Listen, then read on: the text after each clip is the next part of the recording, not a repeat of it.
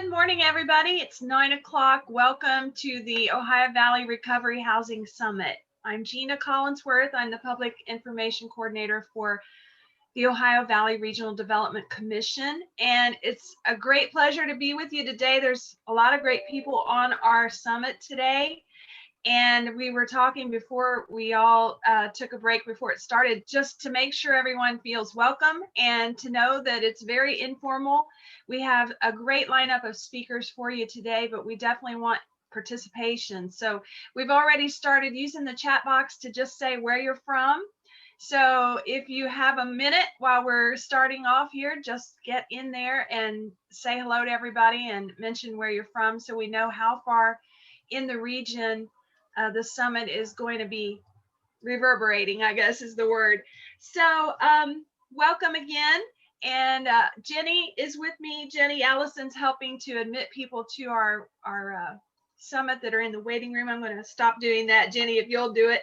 And just do some housekeeping to talk about. Today is day one, and we have a great lineup of speakers for you, and we're just going to be passing it off one for another.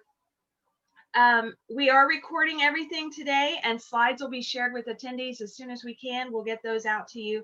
Please stay on mute until it's time for our Q&A after each of the presenters. We'll definitely make that a point to encourage you to use the chat box anytime to submit questions, and we'll make sure we get to those. And feel free to raise your hand during the Q&A. The purpose of the session and who's here, as we can see through the chat box, we have a great lineup of people that are joining us this morning for day one. And I'm going to hand it off to the Ohio Valley Regional Development Commission Development Director, that's a mouthful, my colleague Kim Reynolds, and she's going to tell you more about how we got here to day one of the Ohio Valley Recovery Housing Summit. Hi, Kim. Hello, thanks, Gina. Ohio Valley Regional Development Commission is a regional planning commission serving 12 counties in Southern Ohio. Our main focus is working with federal, state, and local resources, primarily for community and economic development.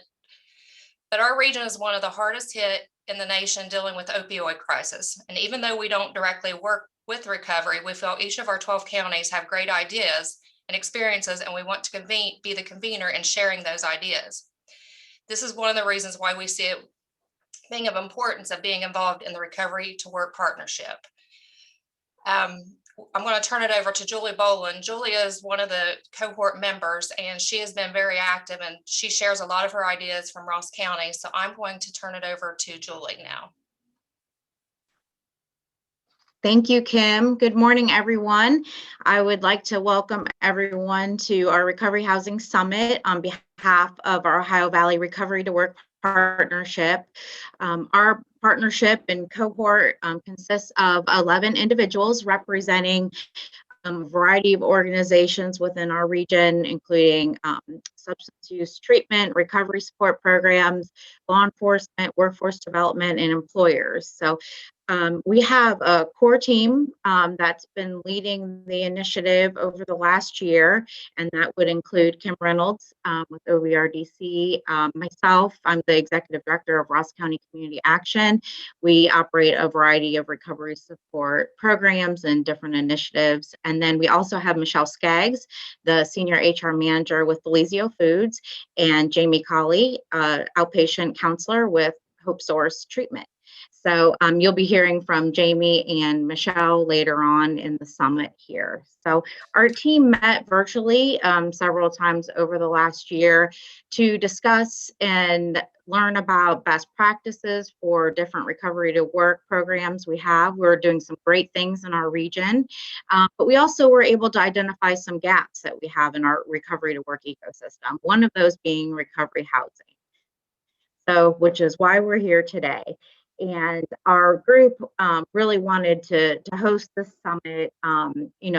Stable housing and a sober living environment is critical to a successful recovery and also to sustaining long-term employment. So when we're looking at building our recovery to work ecosystem and the impact that has on recovery support programs, and then also in our local workforce and economic development, it's very important. So our goals here today are to make the case for recovery housing, to highlight successful Southern Ohio recovery housing models, significant barriers to expanding. Next, I would like to introduce John Carey, the Director of the Governor's Office of Appalachia.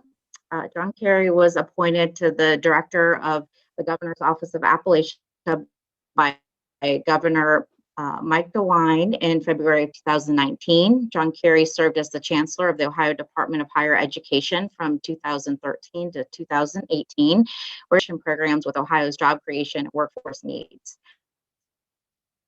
John Carey also implemented initiatives that increase collaboration among universities, colleges, technical schools, local businesses, and other community organizations.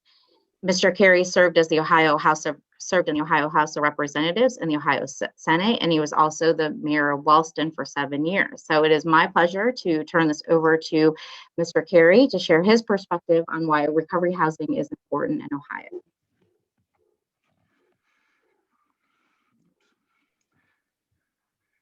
Good morning, everyone. Can you hear me? Julie, give me a thumbs up. Good morning, everyone. It's great to be with you this morning. I see a lot of great folks involved that have worked a long time in this issue and have made it their passion, and I want to thank you for that.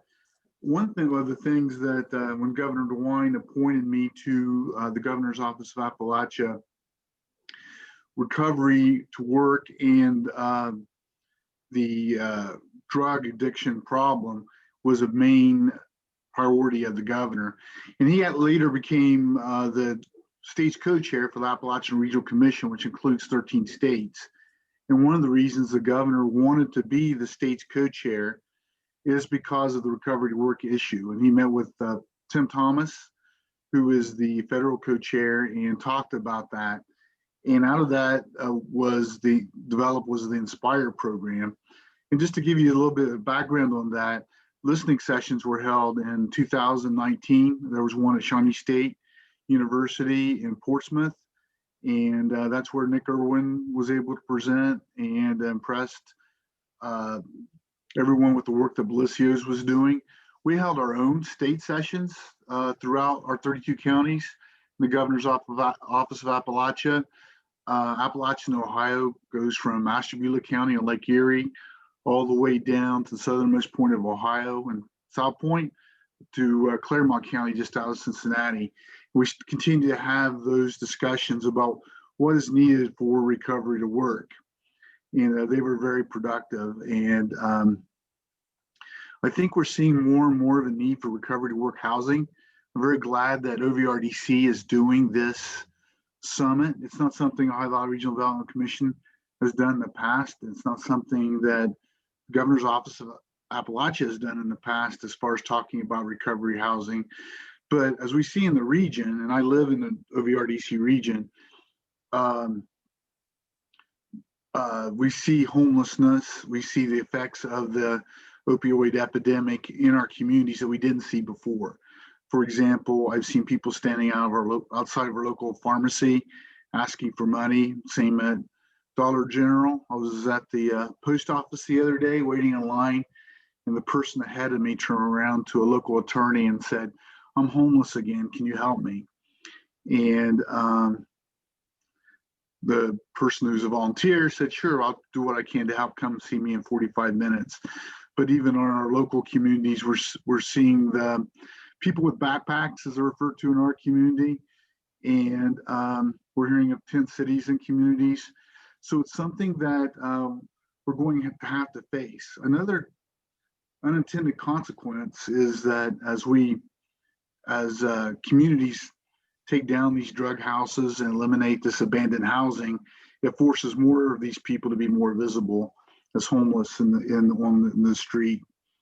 Our area has not, the whole Appalachian region has 43% more people impacted by drug addiction. I suspect it's more in the Ohio Valley region, Ohio Valley Regional Development Commission's region. And so it's not something we can ignore. It impacts us personally. I know that there's many people in the call that have been involved with that and can probably speak more eloquently than I can, but what I wanted to make sure that you understand is the Governor DeWine has made this a priority and has put some tools in place to address this issue. It's impacted me personally. I lost my niece due to substance abuse. I have a couple of cousins that literally live in a cabin in the woods that are addicted.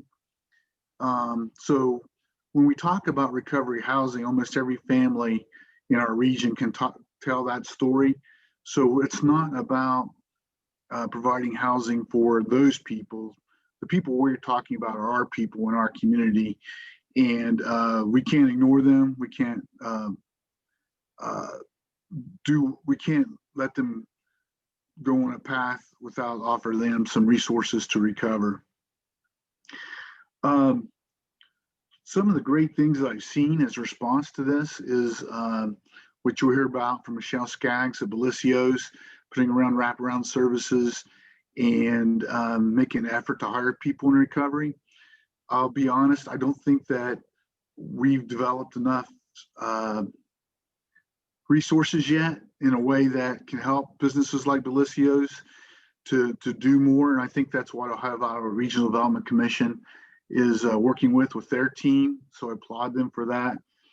I see a lot of great programs in Lawrence County and the Ohio Valley Regional Development Commission's Workforce Council and Flying High. Those are all Flying Highs in Mahoning County. Those are all great programs that I think that others can learn from. I think they're going to be leaders in the nation. They have applications pending with the Inspire program, which is about $2 million that the Appalachia Regional Commission has set aside for this type of program. I'm optimistic about those applications, and I'm hopeful that those innovative approaches can be implemented. There's going to be another round of what they call Inspire. I can read you what it stands for: Investments Supporting Partnerships and Recovery Ecosystems Inspire Initiative. But I encourage others on the call to keep in track with that. You can contact me at our office or contact OVRDC. We'll be looking for another round this year. So if you didn't apply for this initial year, I encourage you to do so this time around, the next time around, round two. Some other tools that we have in the Department of Development, as we mentioned briefly, we have the Industry Sector Partnership. This focuses on partnerships to help individuals earn skills needed to successfully find employment. We have the Tech Cred program. It's about $2,000 per employee that helps employees get a short-term credential. And again, these are things that you can contact OVRDC or our office, and we can point you to the right direction. We also have the IMAP, the Individual Micro Credential Assistance Program, and it helps recovering Ohioans get back on their skills as well. And we have $15 million in our budget, House Bill 110. It has not passed yet, it's proposed budget, but it's to help urban and rural areas in Ohio that are economically distressed to put together workforce capacity in the state of Ohio where we may not have that. An example for that would be Meigs County, that does not have adult training workforce center, or Adams County in the OVRDC region. Adams County is building one now with state funds, but we see that as part of the recovery work picture as well. And so I encourage you to take advantage of those. I do want to mention the faith-based community. I wrote some of these down. I saw where Justin Oyer is on from W4C in Jackson County. The Seeds of Hope in Chillicothe that Julie works on is a fantastic resource. When I visited that center back in, we were able to visit people back in 2019, the folks that they were serving, it was very illuminating about the problem that we're facing in our region. So I want to thank Julie for all of her work. We have the Field of Hope in Gallia County that offers housing and treatment. And we also have the New Beginning Outreach Ministry in Pike County. So those are just a sample of some of the faith-based organizations that are part of this. And I think that they will continue to need to be a big partner as we move forward. So I want to thank you for the opportunity to be involved with this. And I look forward to great things happening from the summit. And I appreciate everything that each one of you do in order to provide the folks that we're talking about the opportunity to re-enter society and be more successful and live a prosperous life. So thank you. Thank you, John, so much for being with us today and sharing these the resources that are out there through the state and federal level. And once again, you know, wraparound services is starting to be something everyone is really aware of. And I believe housing is one, transportation is one, childcare. I know that we'll talk more about that when Michelle is on from Belicia, but we have great information today to share. And our next speaker, we're a little ahead of schedule, which is really good because we have plenty of time to talk, which is great. We want to welcome Erica Walker. Erica is from the Fletcher Group, and she is the Fletcher Group's Outreach and Engagement Specialist for the state of Ohio. She has served as a case manager and court liaison at a Recovery Kentucky center. And after completing her master's degree in social work at the University of Kentucky in 2017, go Cats! Erica served as trauma therapist for Pathways, a community-based center dedicated to helping those with mental health, developmental disability, and substance use problems. In recovery herself since 2007, Erica is certified as both a clinical social worker and a temporary certified alcohol and drug counselor. Erica has a bachelor and master's in social work. Good morning, Erica. How are you today? Good morning, Gina. Thank you. Thank you for having me. I'm excited. Yes, a great information to share, and we're going to turn it over to you, Erica. All right. Thank you. I'll just get my screen shared here and pull my presentation up.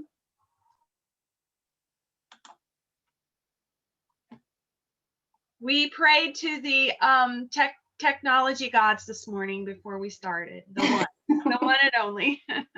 So thank you for that.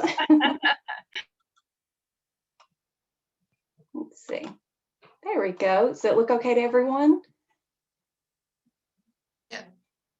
All right. I'm just going to turn my video off for the presentation because it is distracting seeing myself in the corner. All right. All right. Well, welcome everyone, and thank you so much for being here and taking your valuable time to spend with us and talk more about recovery housing. I want to welcome you again to the first annual Ohio Valley Recovery Housing Summit. And I really want to thank the whole Ohio Valley Regional Development Commission and the Recovery to Work cohort for putting this on and doing all the work to create this time and space for us to be able to talk about this important issue with recovery housing. My name is Erica Walker. I'm the Outreach Engagement Specialist for Ohio Fletcher Group. And as Gina mentioned, my background has been in clinical social work, where I worked intensely with families with substance use issues and trauma, but also in the recovery housing side of things. So I've been on both sides of the fence, and I was truly impacted by my work in a recovery housing program, which I'll share a little more about later on. But again, I'm just honored to be here with you all. The topics I plan to cover today are just a little bit about the Fletcher Group and our role in recovery housing, a little bit about our history. We'll talk just some basic information about recovery housing. So for those of you who are not familiar with recovery housing, you can get some definitions and information. The need and barriers to recovery housing.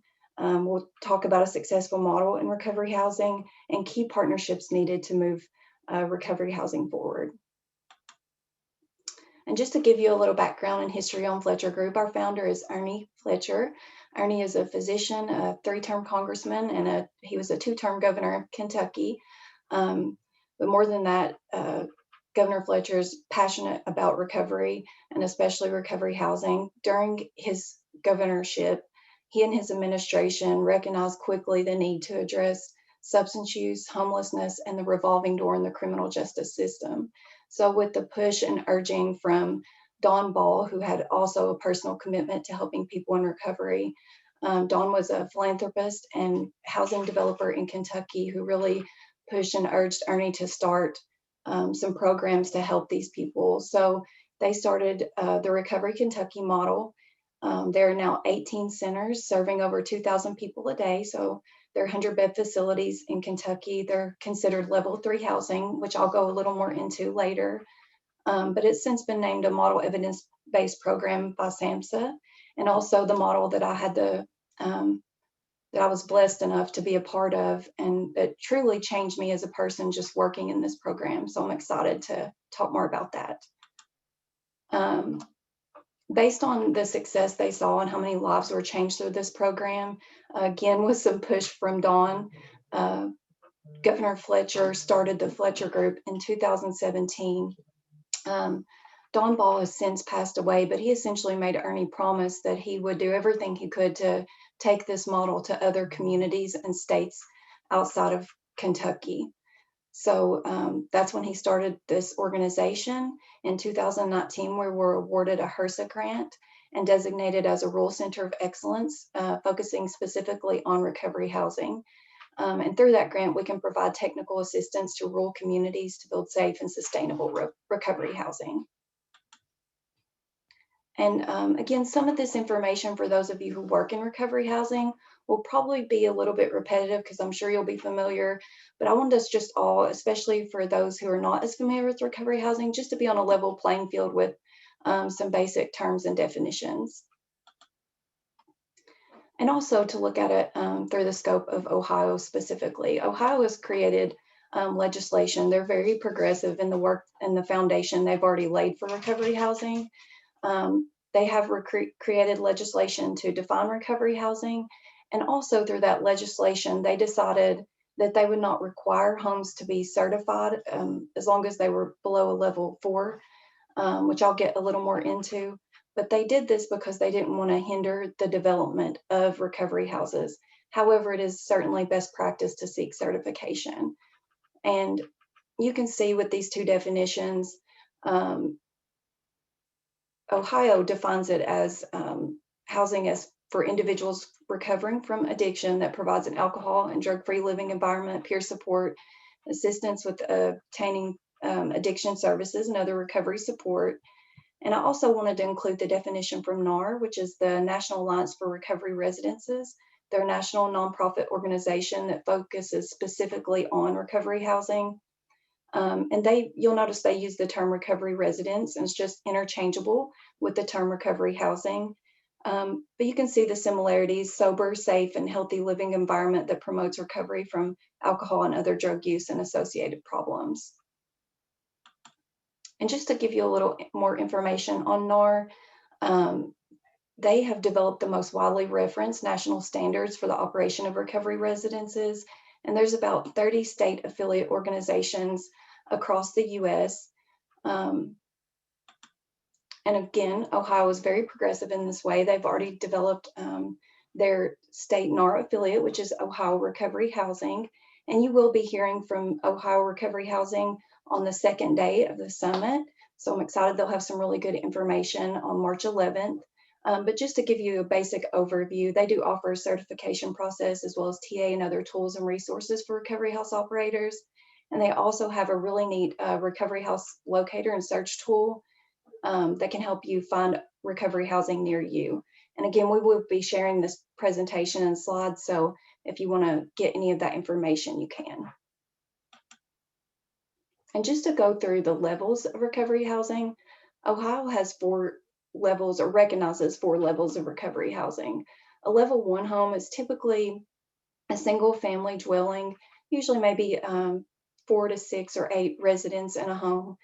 And they're typically democratic, peer-run homes that include house meetings, self-help meetings. They usually do offer drug screens, but there are no formal supports as far as paid staff on site. Oxford houses are a really good example of level 1 homes. And I saw some Oxford House folks in the house. So if you want more information about that, I'll be so happy to connect you with them. They're amazing and they'll be happy to work with anyone. Level 2 homes also can be single family dwellings, but they can also be other types of dwellings. One of the recovery house operators I'm currently working with has some apartment buildings that they use for level 2 houses. So that can vary a little bit, but they do incorporate house rules, peer-run groups, house meetings, self-help. Treatment services are usually residents are connected to those within the community, so with the local provider. And the major difference is that they do have a staffed house manager on site. Level 3 homes are offered, and you'll notice that the service intensity increases with the level of the home. So level 3 homes are typically supervised housing with administrative oversight. So they have more services available, a lot more recovery services on site. A lot of clinical or treatment services will still be provided with someone in the community, a local provider, but they do have multiple and credentialed staff on site, including a facility manager or director and a case manager. And the particular program I worked in was a level 3 facility, and we also had a nurse on staff. So it may vary a little bit, but they definitely have more credentialed staff on site. And a level 4 home is certified and monitored by OMOS, or the Ohio Department of Mental Health and Addiction Services. And that is considered residential treatment because they would offer more clinical and treatment services on site. And just to look at the challenges and the need for recovery housing, we know that there are over 4,000 overdoses in Ohio in 2019, and that averages out to about 13 Ohioans who die every single day due to overdose. So that's 13 mothers, brothers, sisters, our friends and family and community members who are losing their life because of overdose every single day. There are over 10,000 people who are homeless on any given day in Ohio, and studies suggest that up to 40% of the homeless population struggle with a substance use disorder. There are over nearly 700,000 people experiencing substance use over the age of 12 in Ohio. 43% of rural adults have used at least one illicit substance. I thought that was a really staggering number to consider that half of the rural adults have used some type of substance. Only 8% of those who need treatment receive it. So that would be 1/10 of the people who need treatment actually receive it. And just, one of the things I mentioned was the revolving door in the criminal justice system for people with substance use disorder. And in 2018, there were 78,000 people incarcerated in Ohio. A study from 2014 found that 90% of those who are admitted into Ohio's prisons noted a history of substance use. And we know that it costs over $30,000 a year to house someone in prison, and annually Ohio spends $1.8 billion on corrections. And we know that the cost of incarceration is 2 times as much as the cost to divert someone to recovery services such as recovery housing. And just to look a little bit specifically at rural challenges, we do have a rural focus as an organization, and we know that our rural communities are often hardest hit with these types of problems. Rural communities often have higher rates of SUD, morbidity overdose. They're also often higher cost and longer travel distance to facilities that may offer treatment or recovery services. There's often fewer resources, including doctors who are trained to diagnose and treat SUD. There's also housing shortage, which I'll go a little more into, and greater stigma in the small communities where everyone knows everyone. And just to look specifically at Southern Ohio, Harm Reduction Ohio put out a report that said that Scioto County continues to have the highest overdose death rate in the state, followed by Meigs, Fenton, Pike, Gallia, and Ross counties. The OFA, or the Ohio Housing Finance Agency, in 2018 2018 reported that there was a shortage of more than 256,000 housing units.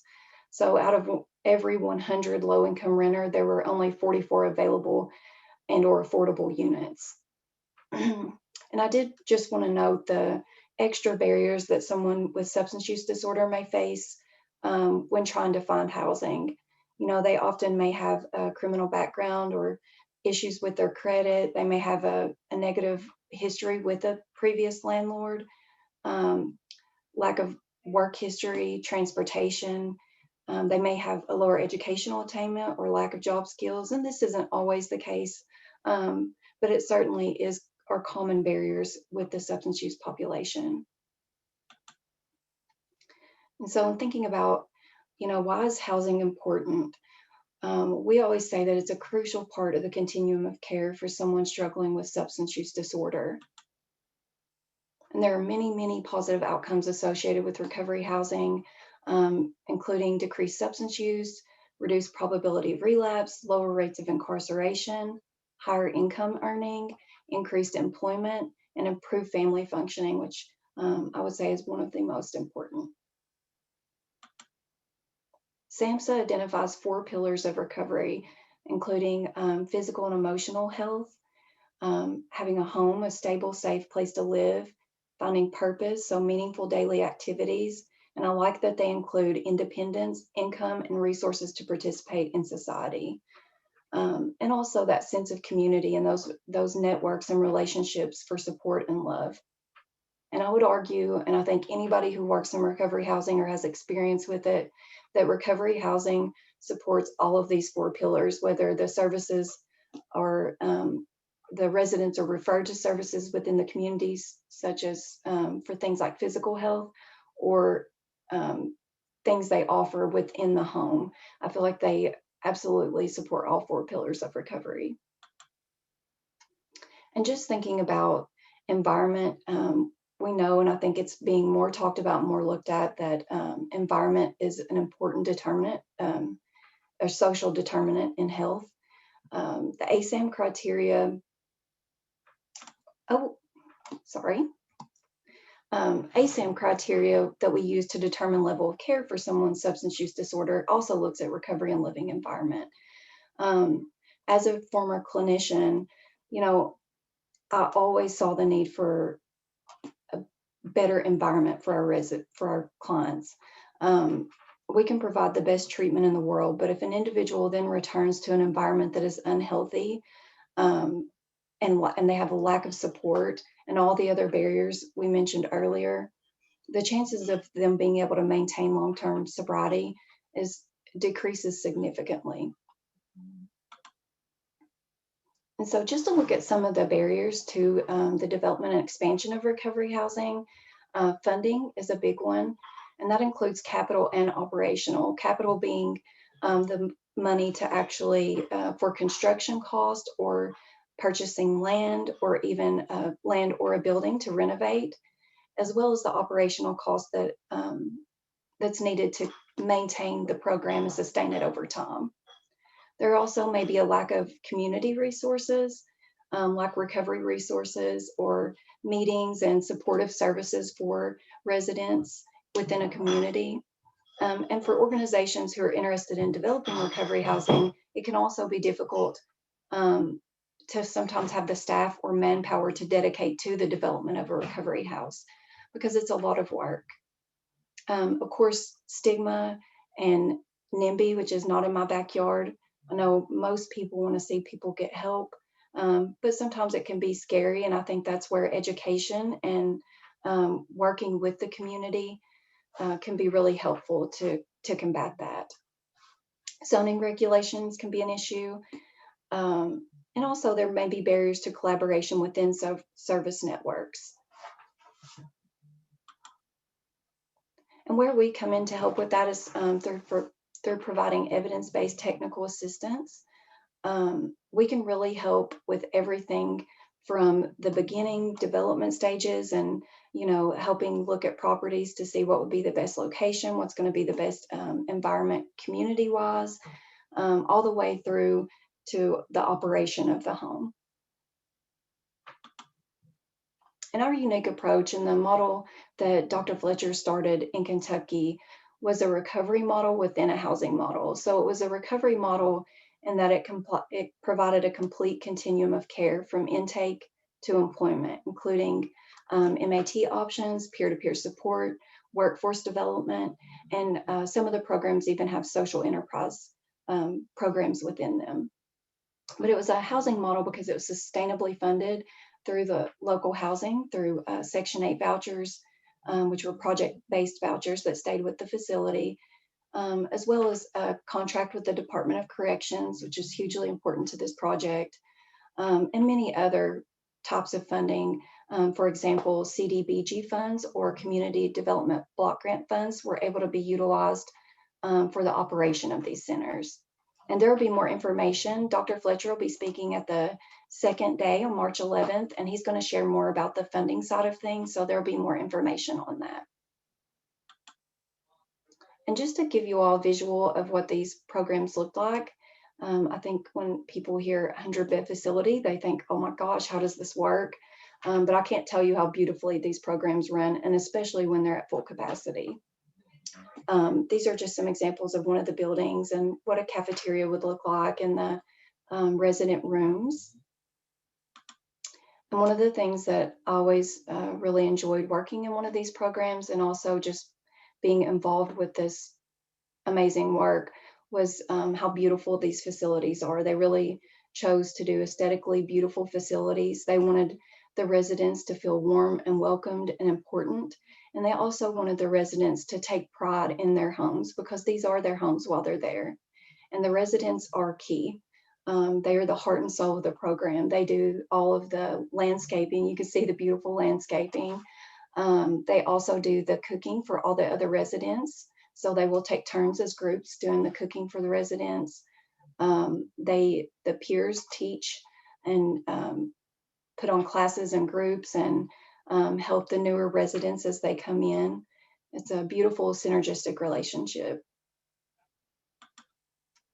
You can see here, and the look and the features in the home will vary depending on the local operator that started the program. So these are all ran usually by behavioral health, local behavioral health providers.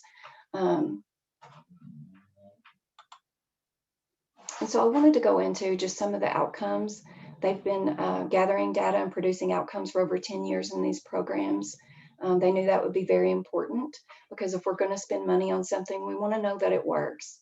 So you can see here, they compared numbers from intake to a year later. And I should mention that these programs are typically 6 to 9 months in length. However, it's based on individual need and progress.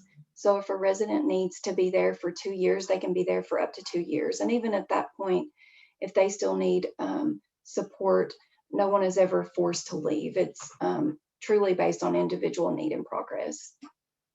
But you can see in illegal drug use, 41% of residents reported illegal drug use at intake compared to 8% at follow-up. Opioid use, there was a 94.2% of residents were opioid-free a year later. 38% reported being homeless at intake compared to 5% at follow-up. Employment increased by 82%. Arrest decreased by 86.3%. And incarceration for these participants decreased by 82.7%.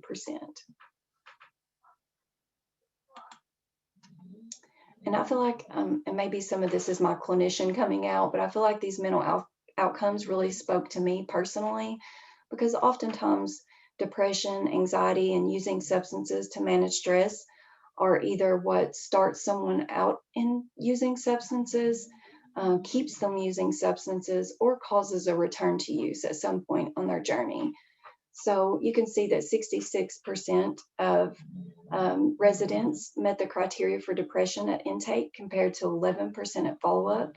Same thing with anxiety. 74% met that criteria at intake compared to 9% at follow-up. 59% reporting using substances to manage stress compared to 2% at follow-up.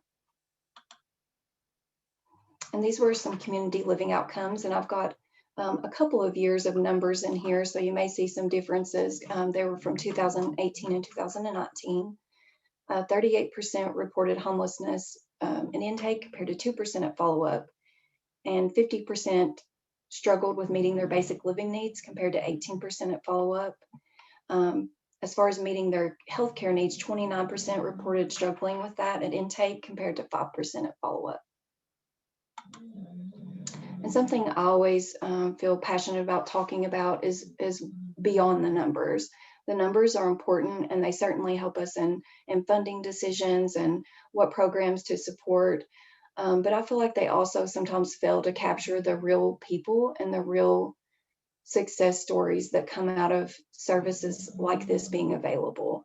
Having worked in this program and having this program personally impact me in such a way, it's something that I will always be passionate about. And the reason that I actually came to Fletcher Group was the thought of expanding this type of services to other communities who didn't have them. My brother actually attended one of these programs, and it's how I first came to know about it. And this program changed me in a way, and I was hired on there as staff, but it changed me in a way that is just indescribable. It made me a better mother, a better human being, just by learning. As a person committed to long-term recovery, I was literally staying sober at that point when I started working here out of fear of not wanting to return to that kind of life. So this program truly taught me what it is to recover, and the principles of recovery that have just manifested themselves in amazing ways in all aspects of my life. But more than that, it connected me with this network of amazing people in recovery. These programs have an alumni program built into them. Alumni who complete the program successfully can come back and eat a meal or visit, teach a class, or just hang out with the new residents to give support to them at any time. They're always welcome on the property. They can also come back and do laundry, or if there happens to be a reoccurrence, they can return back and have a bed at any one of the 18 centers. They will work them in and find them a bed. And I think the most important thing is the ripple effect. You know, just in my own family with my brother and the changes that I went through as a staff member here, it has completely changed the lives of our children and hopefully their children and on down the line, breaking that cycle. And the countless individuals that I worked with who have amazing success stories that have went on to operate businesses and get degrees and just be successful in their lives and their communities. And of course, you know, seeing the real life changes and then seeing that this is an investment that saves our community and society is amazing. So using the national estimates of the cost of substance use and applying them to their clients' use before and after program participation, there's an estimated $2.06 in costs for every dollar invested in providing this type of recovery service. They also did a cost analysis for tax savings, and they found that residents participation in this program was costing about $6.4 million to taxpayers before entering this program, compared to $0.5 million after participation, which was an aggregate cost to society of $5.9 million saved. Oh, I think someone's not muted. Potential partnerships that are needed. I always say that we need all hands on deck, from local government all the way through to the amazing employers who we heard a little bit about today. So local government, service delivery agencies, the criminal justice system, all parts of the criminal justice system, departments of community health, corrections is so important, behavioral health, community affairs, housing authorities can be really important in this process.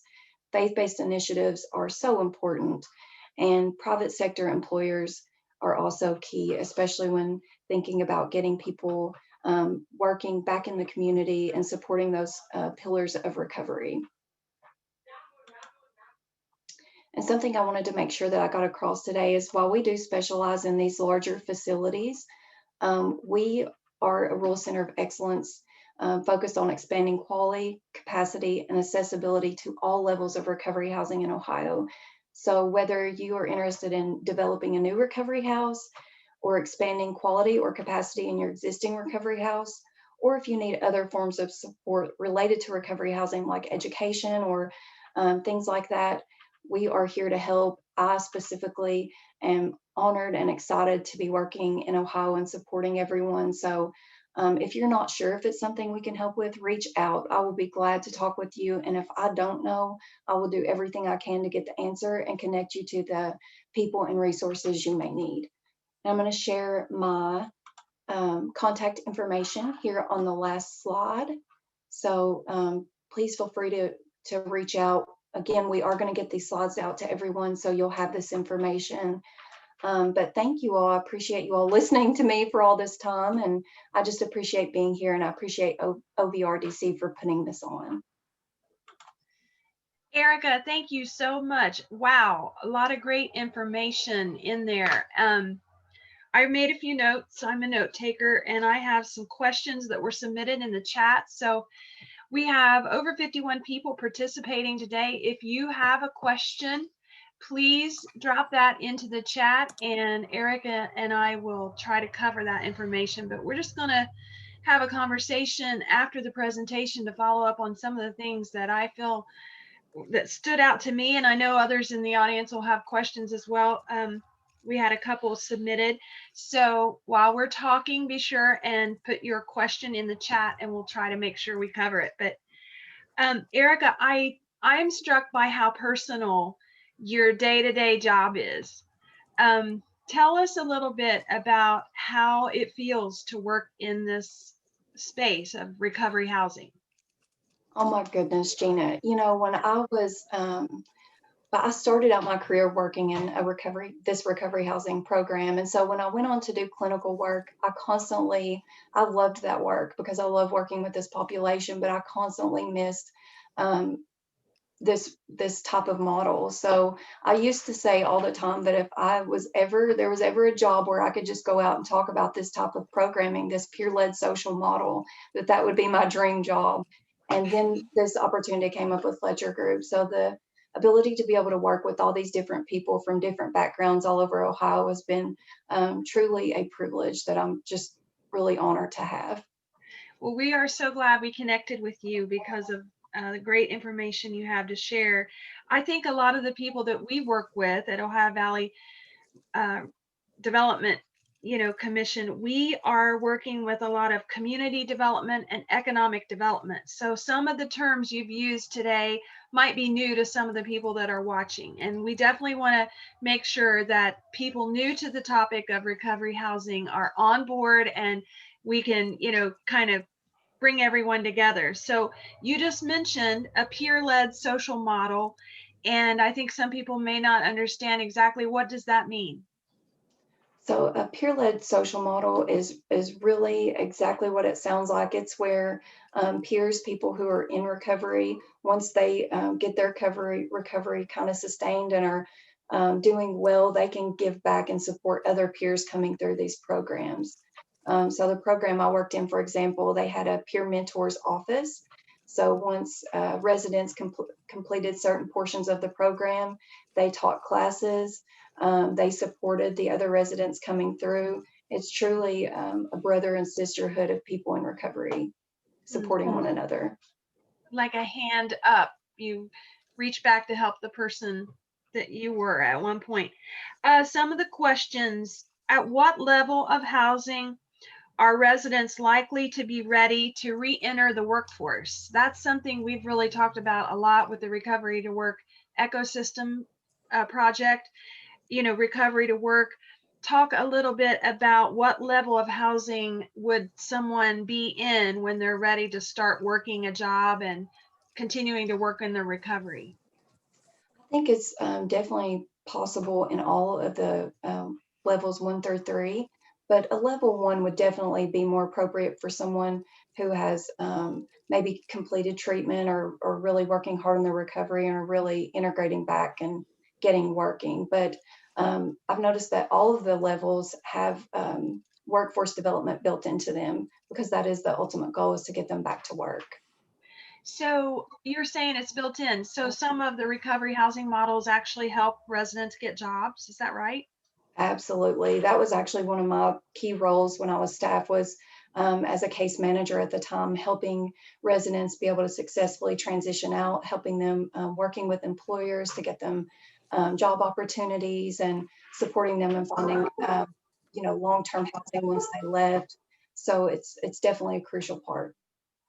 We're getting great questions. Here's another one. What is the typical policy on charging rent to residents in level 1 or level 2 housing?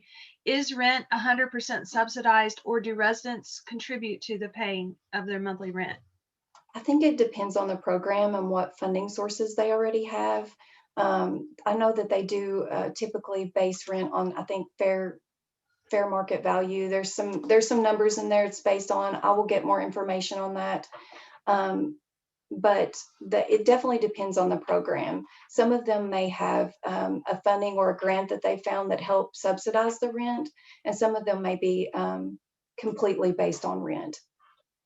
I've heard the word transitional housing. So I guess transitional is a good word.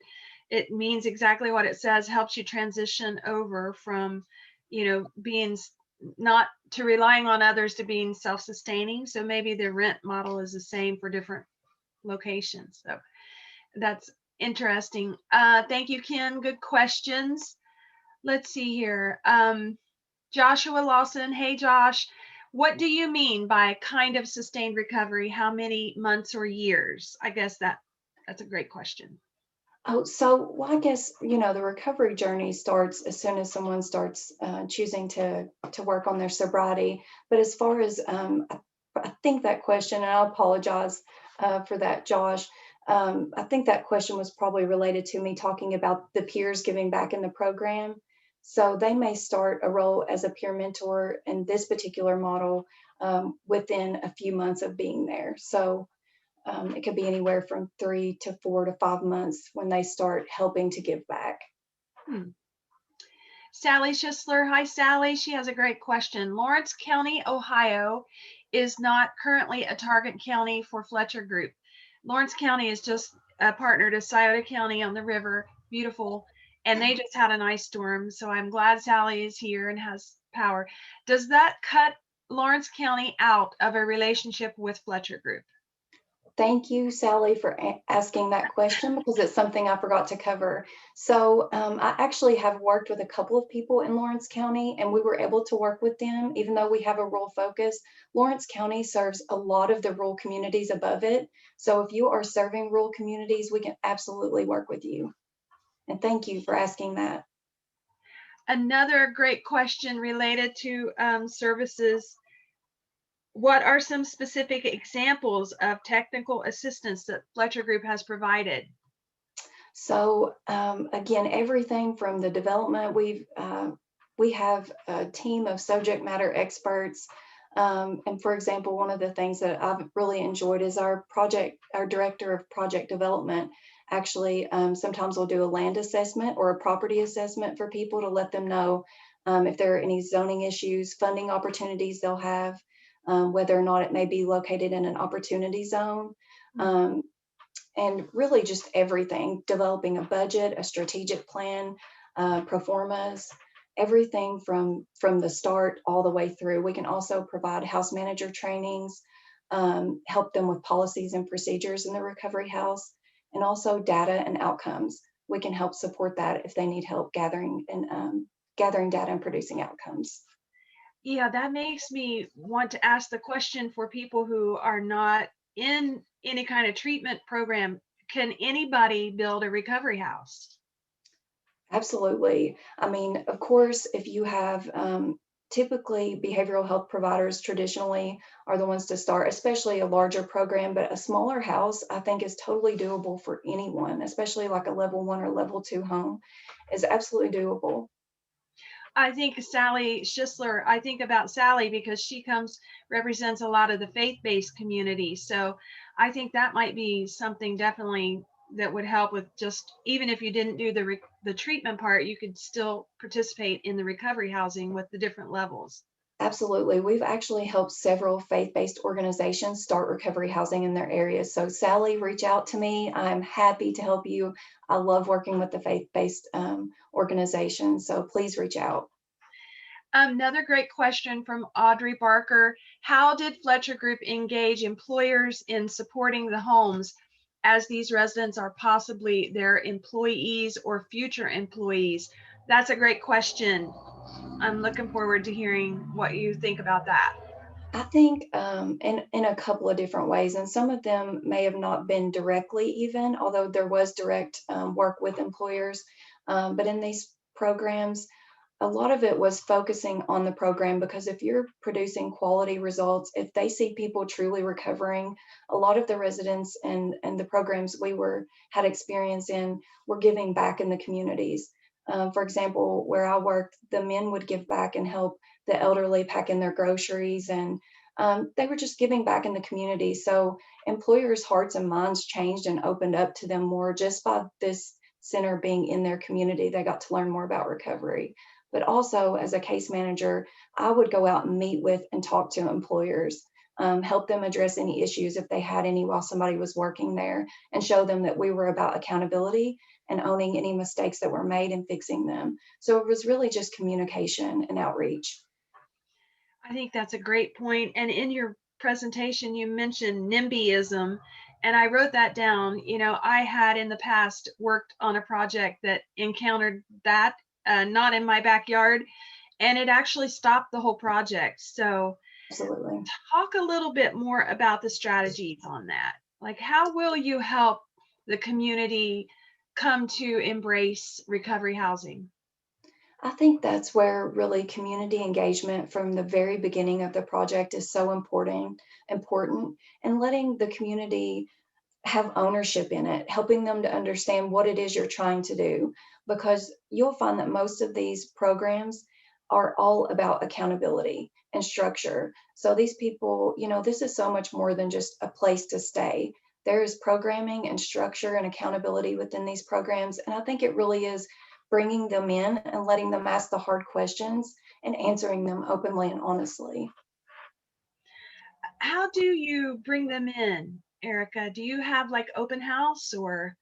So something that we really focus on is starting work groups and, you know, opportunities to invite community members, providing a time and space, kind of like we're doing today, whether virtually or in person. In person to me is always better, but to, you know, invite the community in to have a conversation and talk about it and let them feel a part of the project.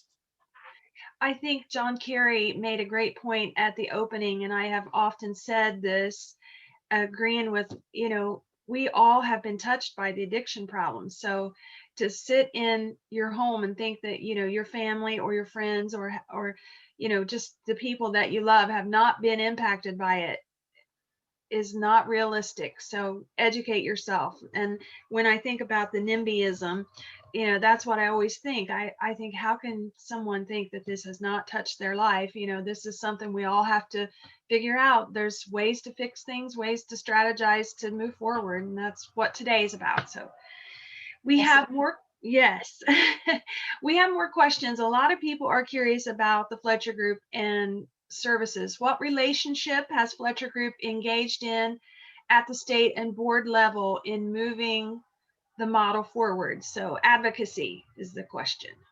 Absolutely. We're definitely working on all levels, federal, state, and local levels.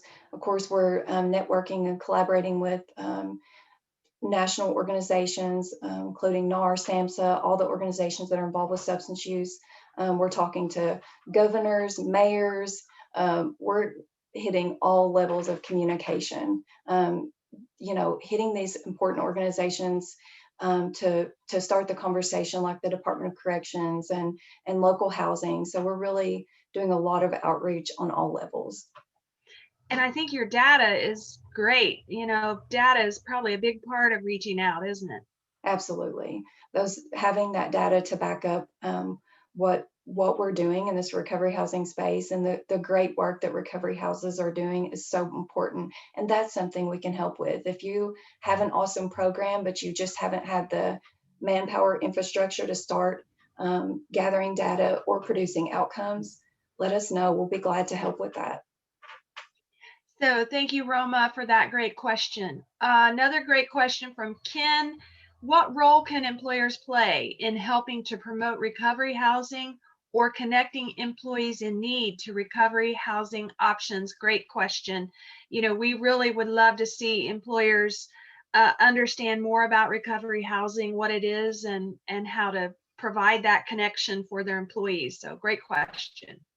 Absolutely. And I love that Kim mentioned that how can they help connect people to recovery housing? So if they have somebody in recovery who doesn't have a safe and stable environment, I think talking with the local NAR affiliate, Ohio Recovery Housing, they have the search tool that I was talking about, where you can just quickly get on your computer and search recovery houses near you to help connect residents to those services. I would be glad to help with any of that as well. And I think just encouraging and communicating with the recovery houses, getting to know them so that you have that personal connection within recovery house to say, hey, Jay, such and such didn't show up today. Is everything okay? You know, as long as they sign a release for you, and most of them will be willing to do that, you could communicate with them, get to know them on a personal level. Great question. And here's a comment from Sally Schisler in Lawrence County. She will definitely be in touch. She wants to start an Oxford house, and hopefully the church is purchasing that. So, hey, we've already made progress, Erica, today. Yay. Yeah, Oxford House has a great team. I will be excited to help her and get that rolling and get her connected with them as well. Great. I wanted to ask you a question, another question. You mentioned something about social enterprise models, and I just wondered, how does that work in recovery housing? So some of the programs have a social enterprise model where they have, recently we helped some of the programs here in Kentucky start where they had a trainer come in that was specialized in business, and the residents created a business model and came up with a business plan where they will have kind of a business there at the center to help fund things there at the program. So I love the idea of a social enterprise. And you're going to hear more about that too through Dr. Fletcher and Lori Baer's presentation on March 11th. They're going to go really deep into that. I know, I'm looking forward to day 2 as well. The other thing, your presentation was so great, and we're going to be sharing your slides and this recording with everyone as soon as we get it ready to go after this is over today at 11. One of the things you mentioned that I don't think I've seen a lot is in the 4 pillars of recovery. You said health, home, community was one, but the one you don't usually see mentioned is purpose. And I wondered if you would talk a little more about that, Erica, because that really struck me, and talk a little more deeper about those 4 pillars of recovery. Absolutely. I had to include those because I feel like they're so important, and especially purpose. To me, I always say for my own personal recovery, once I found purpose and what I believe is my divine purpose, it just got so much easier. Not that it's ever a walk in the park, but it got so much easier helping these people who have just struggled so much and have lost so much of themselves to this disorder, find meaning and purpose in their life, their work and family. It's so important. It truly has meant everything to me in my personal recovery and to the folks that I've helped over the years, the thousands of individuals I've worked with. We have Roma commenting about social enterprise models here in Ohio, truly reaching you in Akron, and there are programs in Cleveland. So I could see where that, taking ownership and just starting to build confidence in their recovery with what their ideas are and how creative they can be with their recovery. And that's exciting. So great to see. I always say that the people I've been blessed to meet through this in recovery are the most talented, amazing individuals you will ever meet. They have so much talent. I agree with you on that. What a great conversation. We're going to wrap it up here. Any further questions, drop them in the chat box. We are ready to move on. And thank you, Erica. so much. We're going to hear from you again at the very end when all of our panelists will come back for final thoughts. But thank you for sharing all that information. I think you really got some people's wheels turning. Thank you for having me. It's an honor. I appreciate it. Great. Okay, let me see where we're at here. We're a little bit ahead, which is always good, but we have something special to share with you right here. We are moving into our business point of view. So we have Michelle Skaggs with us, the Senior Manager of Human Resources at Belicia Foods in Jackson County, Ohio. And then in this segment, we also have Jamie Cauley, who is an outpatient counselor for Hope Source Treatment. And we have a video. We're going to hear Brandon's story, who is someone who feels like recovery housing is what has really changed his life. And it's great to hear that. Before we roll into that, though, just to take a few minutes of housekeeping, definitely, I love seeing the chat comments and questions, and we're sharing resources, which is the whole point of the summit today. And you guys, great to have you on here. I'll do a quick check. We have 56 people in our summit today, and this is day one. Of course, day two will come up on March 11th. It's another Thursday, 9 a.m. to 11 a.m. And you do need to register for both. If you register today, but not for March 11th, jump on there after today, after we wrap up, and make sure that you're registered for day two, another great lineup of people. So we're ready to roll into how do local businesses benefit from recovery housing? And this is a great topic for our area. Of course, OVRDC focusing on community and economic development. So we actually reach out and work alongside a lot with businesses and local governments. So we're looking forward to the information shared by Michelle Skaggs and Jamie Cauley. And before Michelle comes on, we're going to show you a quick video so that you can kind of get the idea of Belicia Foods and what it's like in that company and how committed they are to helping their community. So Jenny's going to roll that for you, and I'll be back on the other side. I'm Nick Irwin, Senior Director of Operations at Belicia Foods in Jackson, Ohio. So our workforce is comprised of 1,200 employees that mostly come from the area about 30 miles from our facility. We're located in a county of about 30,000. In our community and here at Belicia Foods, the opioid epidemic hit close to us really early. It's been our experience that folks going through recovery have many of the same needs and problems as their neighbors.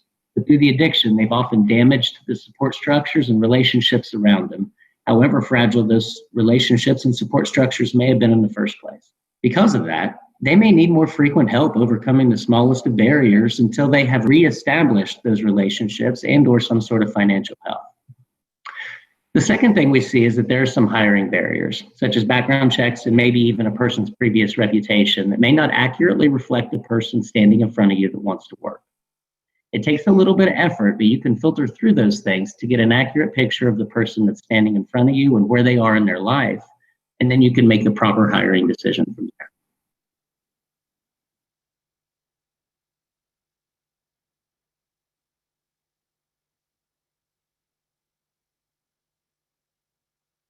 That council gave me the opportunity to meet folks from other areas, and we realized our problems are very, very similar. Folks really struggled with transportation, with childcare, with those immediate problems that they really needed some kind of help with, or it was going to cause a major conflict in their life.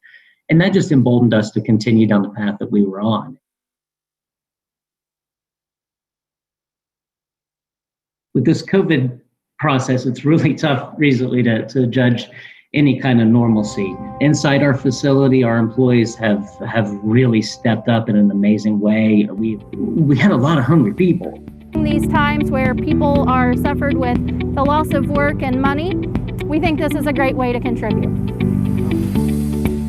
I want to thank all of you guys for coming out and volunteering your time to give back to the community, your families. We want to ensure that nobody goes hungry tonight.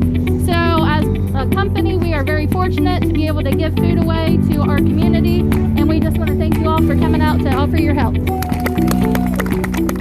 You know, we get real about this epidemic that we're in. Folks need some strange kind of help, and quite frankly, as a company, we found the best way that we can keep our workforce stable is to really reach out and try to help folks in that regard. And we've just taken on that mindset that we'll pay it forward to the community because we live here, and someday we may need that back in return.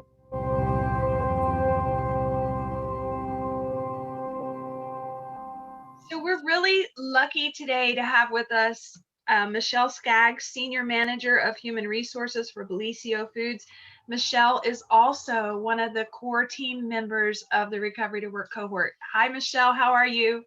I'm good. I'm very excited to be here today. I get so emotional every time I see that video. That is our team. That is what we do for the community. So I'm just gonna take a deep breath.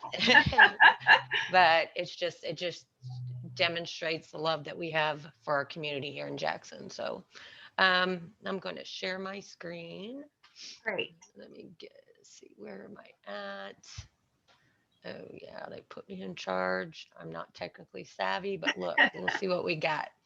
And so you'll probably hear some of the same ideas and same thoughts that everyone else has shared today. But what that means is that we're aligned, right? So let me see.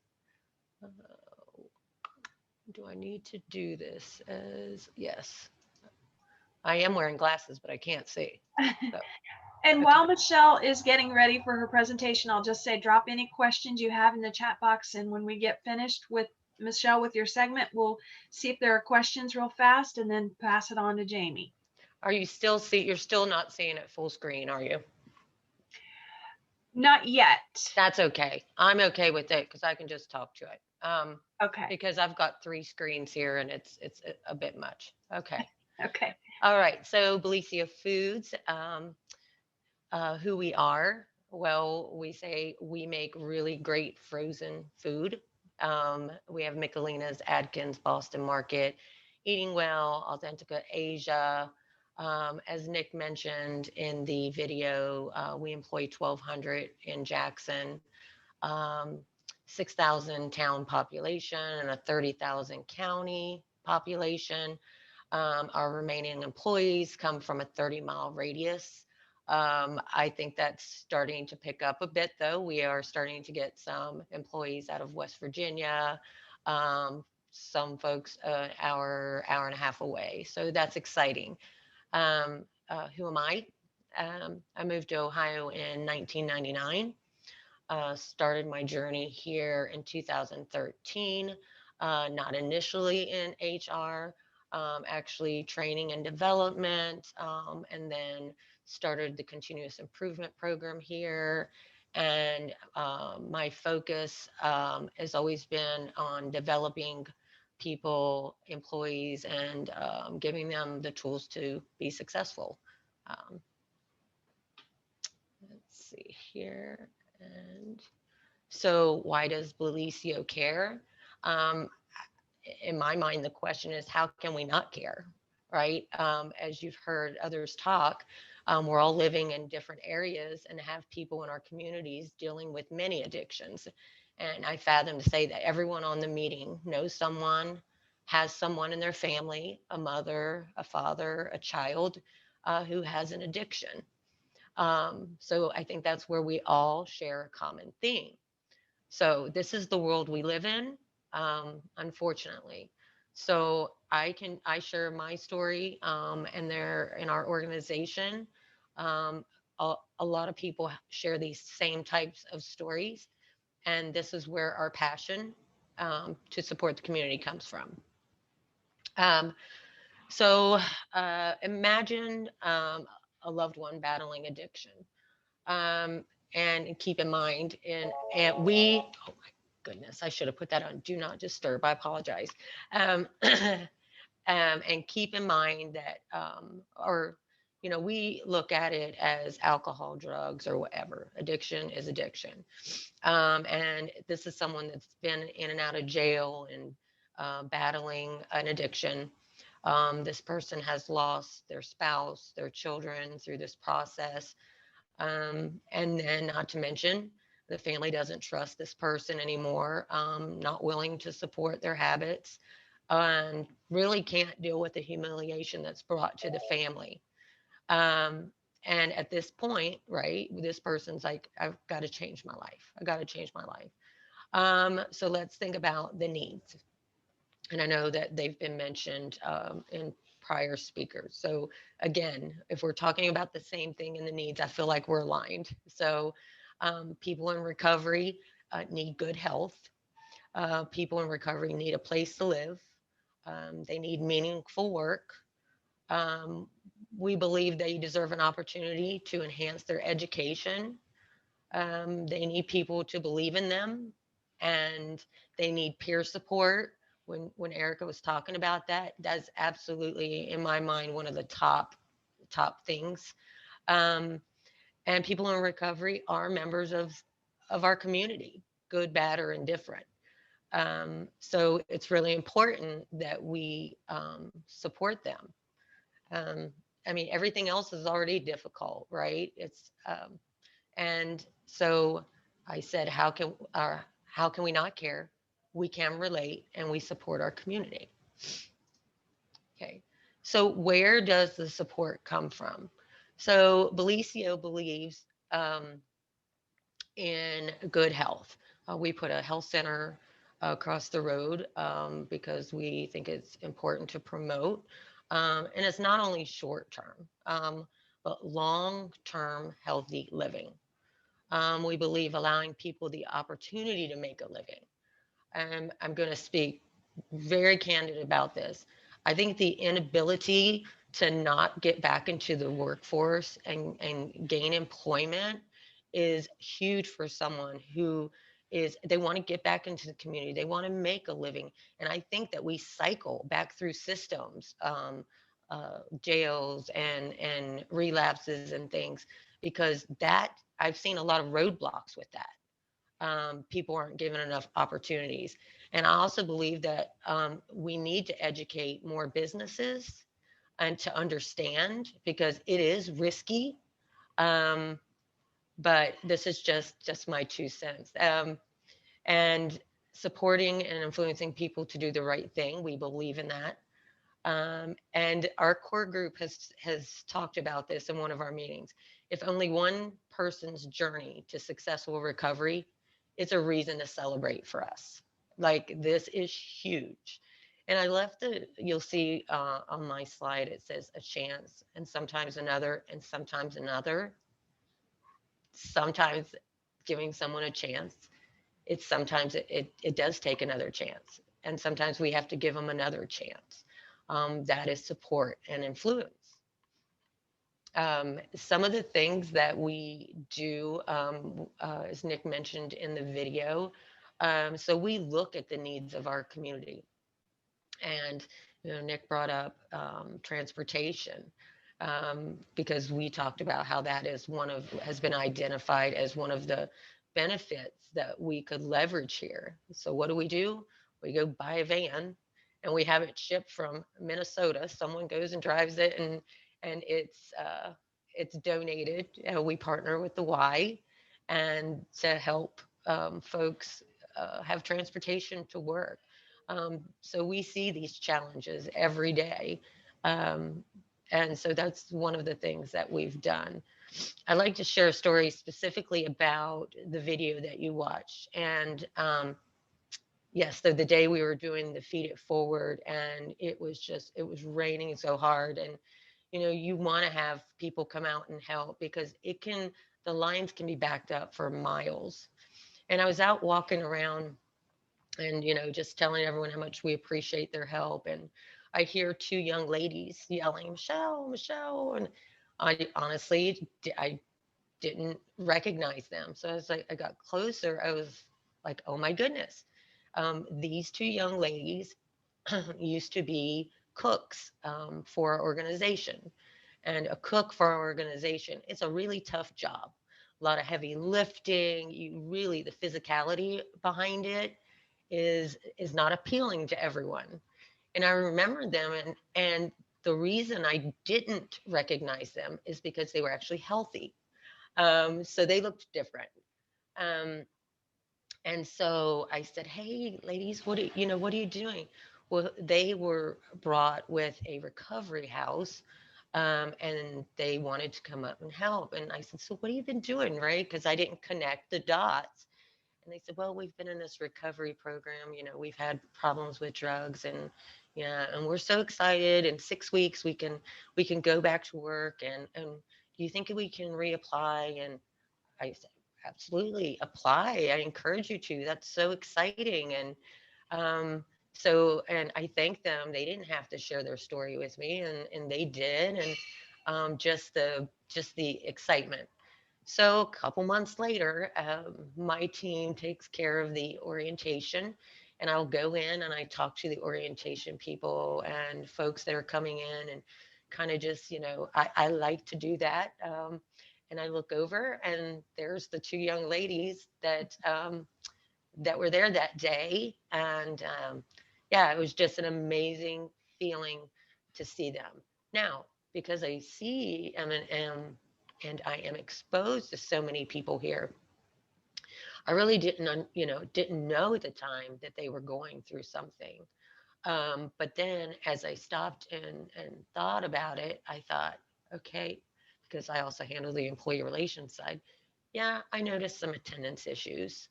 Yeah, I saw that. I didn't realize there was a connection then. Then I started noticing some job performance issues, violating some policies and processes. And yeah, okay, that makes sense, right? So anyway, I wanted to share that, and was really glad that they chose to come back to Belicia. And some additional things that we do. One of my employees goes weekly to the drug court, and I always make it a point, go find out, is someone ready to get back into the workforce, right? So we're looking, and it's really surprising. We know that it's an epidemic, and obviously because we all have stories, but they're not knocking on our door. And so I think we need, once we get additional resources in place, we can get, would love for Belicia to be that kind of final lap of their journey, and just empower people. And that's what we're about. And as Nick mentioned, we are focused on our community and paying it forward to our community. Hey, Michelle, on that subject, there's a couple of questions directly related. Sure. One of them from Shelley, she wanted to know, does Belicia offer employment to clients with felony convictions? How do you feel about that? Okay, so interesting. I kind of saw that on the chat. So so what we have done over the last couple years is we have looked at our onboarding and recruiting a little differently. So we look at our background checks a little differently. So we do hire with felonies. Every individual is different. We do try to stay away from violent crimes. But we're always willing to look at an application, encourage anyone, and that was another thing, a lot of it's a risk, as we know. But for us, when we start to think about how we can leverage benefits to help people, that was one of the things that was a bottleneck for folks, was their background check. So right. We're running out of time. Erica Walker, thank you for your passion, Michelle. Everyone really is excited to hear from Belicia Foods because we feel like you're leading in the industry. We could have more questions, Michelle, for you next time on day 2, because we didn't get to all the questions that were in the chat. Thank you. I know and you all gave me time to talk. Here's my information, and feel free. Yeah. Anytime Great. If anyone wants to talk about it. Thank you so much for having me here. And thank you for your service to the recovery to work, building that ecosystem for the region. I think we're going to talk more about that on day 2. Thank you. Thank you, Michelle. Next is Jamie Cauley, the outpatient counselor at Hope Source Treatment. Jamie, we've known each other a while. It's great to have you here, and thank you for your work in the region on this workforce development ecosystem. And I'm going to hand it off to you. Okay, thanks, Gina. I want to thank everyone for presenting and helping set this up. I know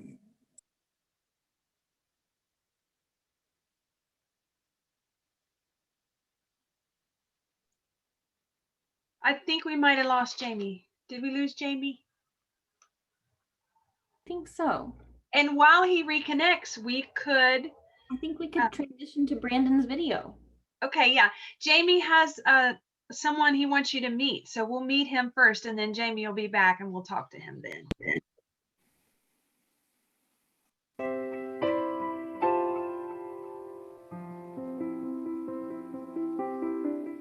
I'm Brandon Elkins. I'm a student here at Shawnee State University. I'm a sociology major. I moved to Portsmouth back in 2016 when I went through treatment here. I worked a minimum wage job and just went to meetings and stayed clean that way, building healthy relationships and just learn from other people. College was never part of the plan. I cooked for like 13 years, thought that was going to be it. But really, I'm not gonna lie, college kind of became one of my recovery pathways. I do 12 steps, and then I went to college, all that information and finding ways to apply it. And it's all interrelated really between psychology, 12 steps, sociology. It's just about how to treat people and, you know, be productive. Having the patience and having some place to stay, a continued supportive environment, accountability, which is provided by all the houses that you would be required to stay in, you know, with the drug test and going to group and continuing some sort of psychoeducational groups and stuff like that. But mainly just taking the time to let the new life reveal itself. It gave me a safe place. I didn't have to worry about going home and not having a place to stay. I just didn't know how to live. I was able to hang out long enough here in Portsmouth and start interacting with like the recovery community and everything here because of the transitional housing. Transitional housing was after I was done with inpatient programming. I moved to a house where I had to do 90 more days of group, which was just 3 days a week. But other than that, group was over around noon. And then I would walk to Hickey's and go to work then, and then I would come home from Hickey's and go to a meeting, go to bed, and repeat. Building a routine, more or less, is what I was doing. I would say really important. After I got into my active addiction, I didn't work a lot, and I really didn't have a plan for any of my days. And so the routine was like, it was good because I got used to getting up early, and I had to do my groups at a specific time so that I could go to work and it all worked together. We were all transitional clients, recovering addicts, and we supported each other, we understood each other, we talked recovery, we went to meetings together. Actually, my roommate that I had in transitional is still my roommate today. He's very supportive. I couldn't ask for a better roommate. Kind of sober living home or a transitional home. The service itself is it's saving lives. I don't mean to be so dramatic about it, but it's saving people's lives. I probably wouldn't be here if it wasn't for transitional housing. It gives people a chance to still be in a structured environment with accountability while practicing the things they learned in treatment. Because a lot of treatments, if they go back home, they're expected to just retain and use everything they learned, but they're not able to ease into that process. They have to just all of a sudden know how to practice the stuff that they've been learning, and change doesn't happen that fast. I was in transitional when I started school. I would sit on the porch every morning and stare at the college. And now I'm a senior. I'll graduate by the end of this year, I'll be graduated. Maybe this summer. I'm Brandon Elkins. I'm a student at Shawnee State University. As of today, it's been 3 years and 10 months and some change.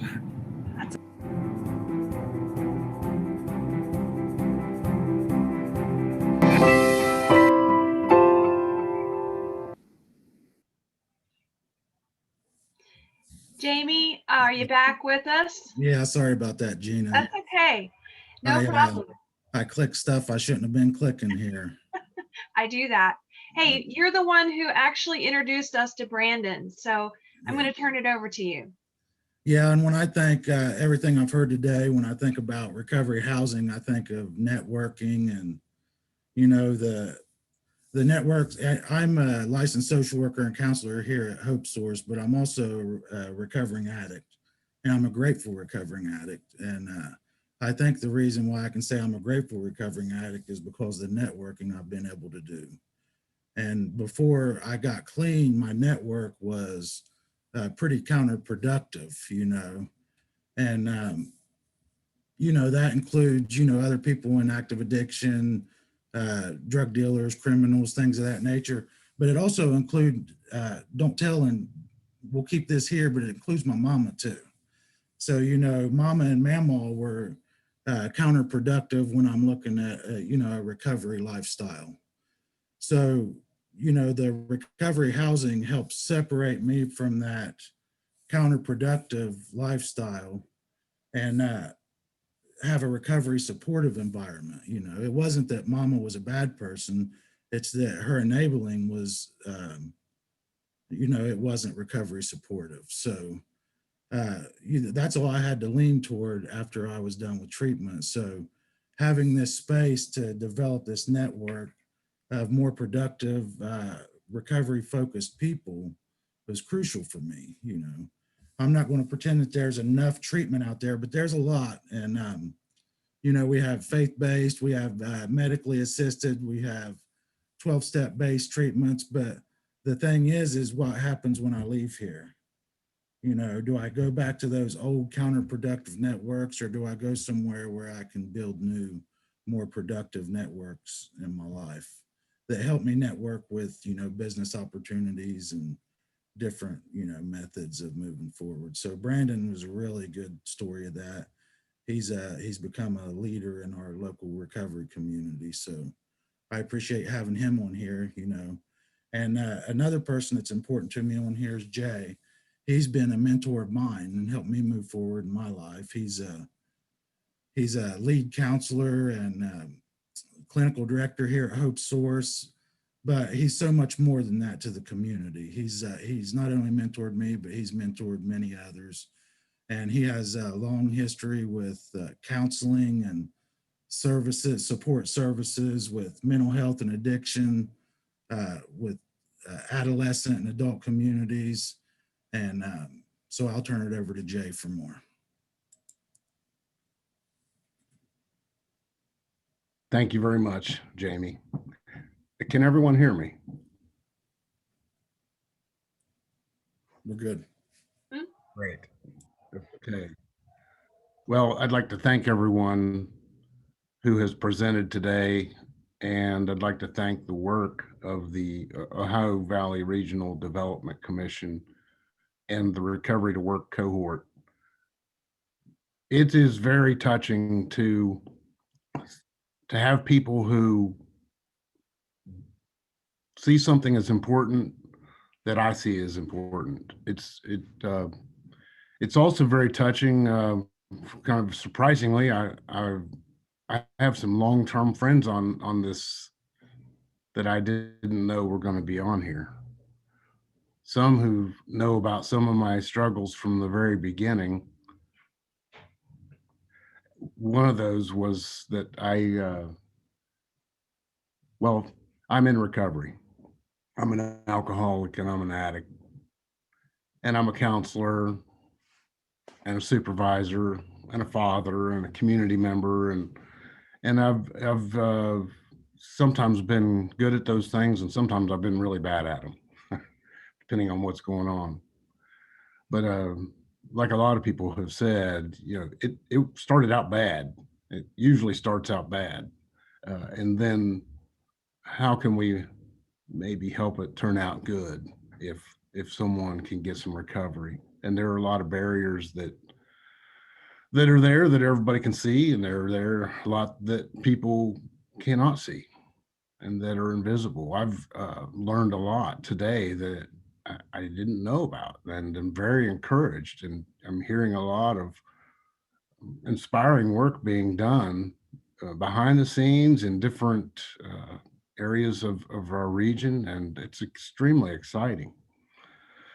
But I moved here to Portsmouth. Recovery is my work, whether it's personal or professional. It's what I do. It's what I love, and I try to not be an additional barrier. And so I listen to a lot of people and try to take in what they say and learn from that and collaborate. I just loved that video. I love the video from Belicia, and I love the video from Brandon. I hadn't seen either of those. I just enjoyed all of the presentations, and mine will cover some things that are similar, but also a little bit different.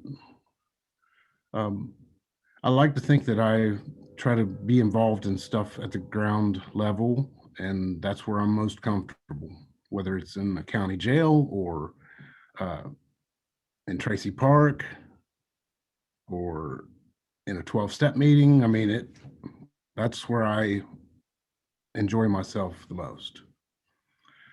And some people reminded me of some things in here when they were talking about housing. I was this close to being without housing on multiple occasions. And I got to thinking about my houses over the years. And then as I declined, my houses were good at the beginning and safe at the beginning, and they got smaller and they got worse and worse until lastly, I was living in a garage like someone else talked about. I was actually in a little bit of an apartment of the garage, and I was paying $50 a month rent. And I couldn't even pay my rent. So $50, not a whole lot of money, but I sure look back on that, and I'm able to see my garage apartment. I just realized that from my office.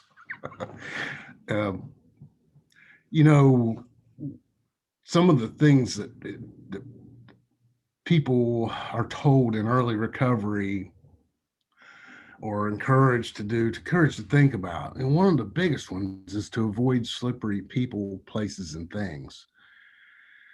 And that's like, oh yeah, I can do that. Addiction doesn't want people to comply with that. But even when a person wants to comply with that suggestion, avoiding slippery people, places, and things, avoid the places. How am I going to do that? Where are those places? How realistic is that for me to avoid that place? Even some of the people who pioneered recovery in the 1930s, they had houses, but sometimes they were not allowed to meet in different places, so they would meet in each other's homes, which is, I think that's what we're talking about here today. We're talking about employment, but we're also talking about home. But what if these people didn't have homes? Where would these folks had met? Alcoholics and addicts have not, they've earned a reputation of kind of like, hey, I'm not sure if I want that person to be around my house or whatever, especially in active addiction. But the house is extremely important in everyone's life, and you find that out when you don't have one, or when you see people who don't have one and who maybe they have everything. They're trying very hard, but then they're missing that final piece of a safe place to be. It's a basic living need.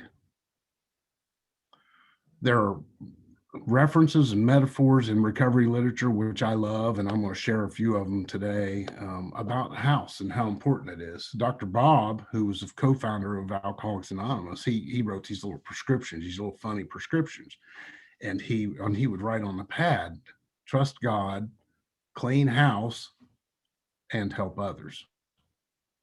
Cleaning house meaning the wreckage of the past and the things that are going on inside of me that aren't good for me or aren't good for anyone around me. So there's that reference. And then there's also my home base. When we play tag in the yard, or when we're out way far from home, how we feel good when we see somebody from home, and I feel safe when I'm at home and I belong there and I'm familiar, and people, I can breathe easier. and people are glad to see me usually. So I can't emphasize enough how much I believe that housing is a very valuable recovery capital asset. I'll use that term a little bit later too. But it's a critical asset, whether it's early, middle, or late recovery. Again, just remember, sometimes people don't realize how important a home is until you don't have one, or till you don't have a safe one to go to, or a warm one to go to. So just a little bit of a psychological history about how important all this is. A lot of you already know who Maslow was, and he had a hierarchy of needs that was published way back in the 40s. And, we aren't supposed to get to all this feel good stuff and making money and having functional relationships with one another, giving back to our community. We're not supposed to be able to do that when we are at the lowest level of our functioning. We're just trying to eat food, drink water, basic stuff, get shelter, all these alone and all these survival things that are on TV. I was thinking about, I was like, yeah, that's the first thing people do. They might get something to eat, but they're immediately looking to find some shelter. And when you don't have it, people are going to find shelter or compensate some other way. So, it's almost impossible for me or anyone to think about filling out a resume or learning how to cook food or making a grocery list, or when I can't even stay warm at night. I'm not going to keep a counseling appointment,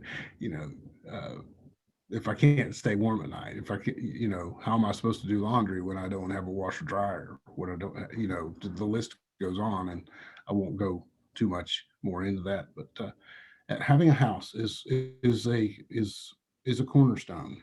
A house, an apartment. So I was very excited to see some of these 100-bed facilities. That would be lovely here in Portsmouth. And we'll do what we can to be helpful. I'm not here trying to be a part of this to try to gain or anything like this. These are my people. But recovery capital is something that I first learned about from William White. He's a wonderful and talented studier of recovery, and he's the first person who I heard say recovery capital. And when we think about that, what do we got going on? I have a house, do I have a job? And people who we lose everything and then go in debt. So it's not only are we spiritually bankrupt, we're usually bankrupt and in debt and worse than ground zero. So one of the things that he talked about was personal recovery capital and physical and human capital, recovery capital. And some of those things, he mentioned the term recovery conducive shelter, but I've had shelter that was not very recovery conducive. That's for sure. And sometimes I sought those places out. But when I was ready to get clean and sober, I'm fortunate. I'm very fortunate that I had recovery capital. I still had people that cared about whether I made bad decisions or not, or was cold. They cared about that, So, when my dad put me on that Greyhound bus on January 1st of 1990, there was one way out of his house. I was fortunate to land where I had warmth on the other side. I was still a kid, I was only 21, but hey, these folks that we're working with, they're 17, 18, 19, and recovery capital, they're not only do they don't have people that want them to get clean and sober, they have people that want them to stay high. Oh, you think you're better than me, so on and so forth. or people see them as another resource for to continue their addiction. People that I think a lot of who they've taught me a lot and get about getting priorities. One of the best recovery slogans I like is first things first.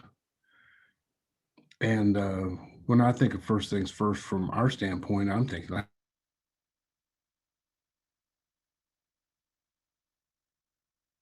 had that here as a resource, but now we don't have that. We have some, but it's filled up. We have public housing. It's full. We have some recovery housing. It's full. You know, today's addiction, I'm just going to be frank about this too. I think I'm just glad that I wasn't in active addiction in the middle of an opioid epidemic, because I don't think I'd be sitting here right now talking to you. You know, addiction now is more drastic. It's more devastating than anything that I ever saw back in my day. And the norm for a person entering into treatment, the majority, is a person who has no recovery capital, which that includes that recovery conducive shelter. We have resources. We have outpatient treatment here. We have a lot of good providers. We have residential treatment here. We have empty beds right now. Have 10 empty beds in one facility, 8 empty beds in another, several empty beds in transitional living. You know, that's not typical though, because we're in this pandemic, and when that people are getting back to work now, so it's going to start getting real. More real again now, right now. So I don't want people thinking that, oh yeah, we got everything we need. We don't. We're sorely lacking, but we're on the front end of helping this problem, and that's part of why I'm so appreciative of what people are doing at the federal and state level, and grassroots, and faith-based, and all those places in between. It's extremely exciting. So we have quite a bit of resources, like Jamie was talking about. Like, now what? Like, well, you've gone to treatment, you gotten clean and sober, you've gotten your part-time job. Like, now what? Well, we need you can't stay in transitional forever, and the reason for that is because there are more people coming into residential, and the next step is transitional, and there's not going to be room. And we have a great treatment community here. Some people think, you know, we shouldn't be bringing people from out of town. Our focus is actually people in town, but, you know, who's going to do this? You know, sometimes I think we should compliment and be proud of that we are a leader in a something that's difficult to do, and a lot of people would rather just not do. Like, not in my backyard. I'm glad that Erica brought that up. Well, if it's not in my backyard, then whose backyard?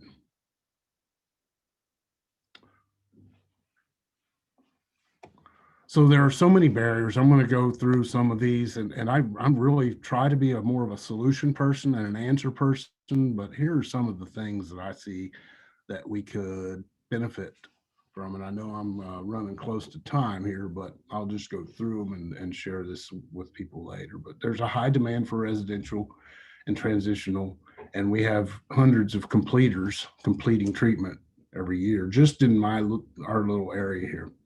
There's a high prevalence of drug-related felonies, F4, F5s, that oftentimes will exclude a person from public housing. There's a low supply, there's a high demand. There's, like Erica said, there's this compliance from past living experiences. You know, there's recovery demands, like group and things like that, where people aren't available to work at a wage where they, or at a number of hours where they could pay rent at private market rates. So this kind of recovery housing would be a wonderful solution to that. Private apartments are very high, and sometimes people can pull it off by pooling their resources and moving in together, but sometimes moving in with someone, you know, they might move in with someone just to get out of transition or something like that, and that person isn't on the same place in their recovery, so it can affect your chances. And like an old acquaintance of mine used to say, the two dinglings don't ring a bell. And he was trying to be funny about it, but he was right on the money too. And one of the challenges I see are all the silos of care, which means silos of resources. And my hope for this, whatever you and us, what we are going to do, is that this is something that is available for anyone, whether it's a counseling center A or counseling center B or treatment center this or that. It doesn't matter to me, as long as something like this would come into existence. So I'm touched that this is actually occurring. I will have a few more here, but I'm just going to touch on a little story and make a couple comments, and then I'll be finished here. But this is a person, a real person, with the name has changed, who entered treatment 2 years ago for drug addiction, and he was referred by drug court and made a lot of progress. And drug court was a great motivator for him. And he has been sober almost 2 years. He goes to AA 3 times a week, works part-time, goes to all his appointments, meets with his case manager, but he's getting stagnant. Like the treatment level intensity no longer fits his needs. There's this level of care system, and it's there for a reason, because some people have outgrown what the needs are. And then that's when people start going kind of backwards and regressing. But he's been in transitional living for over a year now, and he has applications all over town, public, private, and he's just waiting, and he's waiting on phone calls back. And he could go stay with his relatives, which is all bad. He doesn't make enough money yet to go to other places. So he's in a pickle. This is a real person who exists 2 blocks away from me right now. So he's all about being in the solution. He just could use the possibility of a solution. I will end with a recovery related some literature. More importance about home. So returning home, we find a place where we can be quiet for an hour. So returning home, carefully reviewing what we have done. We thank God from the bottom of our heart that we know him better. We asked if we had omitted anything, for we are building an arch through which we shall walk a free man at last. Is our work solid so far? Are the stones properly in place? Have we skimped on the cement put into the foundation? Have we tried to make mortar without sand? And that's from Alcoholics Anonymous, page 75. Just all the references about a foundation. Hey, if anything that we can do to show love and shelter for these folks, I agree. I think it's an investment that will pay way more, monetarily. Yes, it'll pay that, but the enrichment of our community and of our brothers and sisters and neighbors, I'm all for it, and I support all of your efforts and appreciate being asked to talk about something that I love. Thank you so much. Jay, thank you. Hey, I have a follow-up on one of your comments about silos, and I think Jamie touched on this, and I just want to bring this out one more time. You were kind of talking about decentralizing recovery housing, right?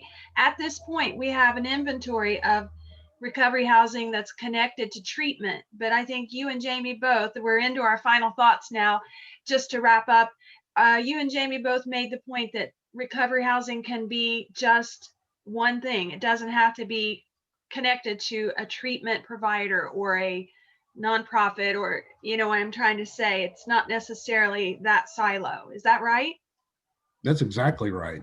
I think that is how it needs to work, that it's available to anyone, and that all providers and even people that aren't connected to providers could be considered for an apartment there in some affordable way. Attaching it to a company would exclude people. And this is not something, there's enough isolation. We don't need to exclude any one other person because of where they happen to be a client getting services. And like you mentioned, the person that lives just minutes from you that you know personally, he has done everything right in his recovery.